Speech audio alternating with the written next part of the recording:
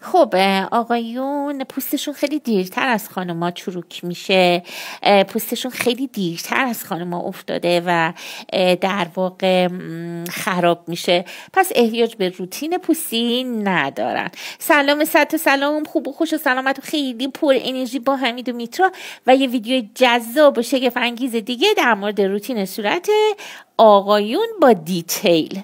اولا اینکه درسته که آقایون به خاطر شرایط هورمونیشون پوستشون زود در واقع خیلی دیرتر از خانم‌ها چروک میشه و شل میشه یا شکسته میشن، ولی بازم به خاطر همون شرایط هورمونیشون متاسفانه منافذ باز توی پوستشون خیلی وحشتناک به وجود میاد. یعنی اگه به پوستشون نرسن خیلی بدتر از خانوما حتی این منافذ باز توی صورتشون ایجاد میشه. پس آقایون هم روتین پوستی دارن و حتما باید یه سری چیزا رو رعایت کنن. اولین چیزی که آقایون باید رعایت کنن زدن ضد آفتابه. بچه‌ها ضد آفتاب بهتون گفتم هیچ فرقی نمیکنه شما خانم هستی، آقا هستی، پسر هستی، دختر هستی، تو چه شرایط آب و هوایی زندگی میکنی، آب و هوایی خیلی سرد، خیلی خشک، چه میدونم مرطوب، هرچی حتما ضد آفتاب روزها باید استفاده بشه. از طرفی خوب آقایون بیشتر از خانم‌ها بیرونن دیگه، به خاطر همین یعنی متداول تره در واقع، به خاطر همین حتما باید از ضد آفتاب استفاده بکنن. بچه‌ها آقایون به خاطر همون شرایط هورمونی و مسائلی که گفتم زیاد حد به اصطلاح چجوری بگم 50-50 نداره پوستشون. اینجوری بهتون بگم مثلا نه خشک باشه نه چرب، یا بیشترشون خیلی چربه که مخصوصا منافذ باز ایجاد میشه، یا خیلی خشک هستش. به خاطر همین مسئله باید حتما صورتشون رو بشورن، مخصوصا شستن صورت توی شبها برای آقایون بچه ها از واجباته، چون بیرون هم هستن و کلی گرد و غبار و همه چی روی صورتشون میشینه.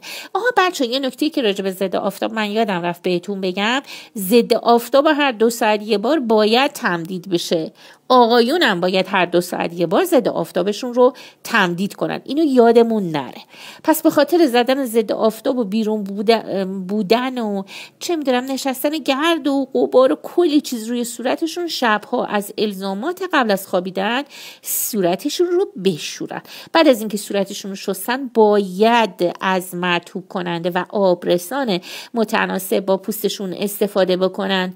این بچه ها از واجباته، ولی در واقع 2 حالت باید آقایون از مرطوب کننده و آبرسان استفاده بکنن: زمانی که صورتشون رو میشورن، مخصوصا شبا، زمانی که صورتشون رو شیو میکنن. این هم خیلی مهمه بچه ها که زمانی که صورتشون رو شیو میکنن حتما بعدش آبرسان یا مرطوب کننده بزنن. و یه چیز دیگه ای که توی شیو خیلی مهمه بچه ها، یا از تیغای یه بار مصرف باید استفاده کنن آقایون ببخشید، یا اینکه حتما اگر از یه بار مصرف استفاده نمی کنن تو حموم در پوش داشته باشه، ولی بازم با این حال وقتی در پوش داره الکل سفید بزنن، یه مدت بزنن کامل ضد عفونی بشه و باز استفاده بکنن، چون ممکنه تولید قارچ کنه رو صورتشون. بعد از اون میتونن از نرم کننده و یا آبرسان استفاده بکنن.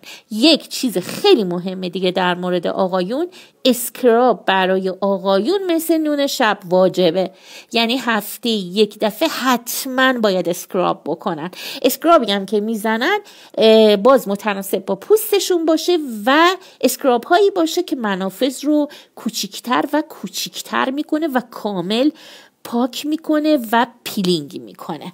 این در مورد روتین پوست آقایون بود. خوب و خوش و سلامت و خیلی پر انرژی. همیترا دوست پوست شما. فعلا خداحافظ.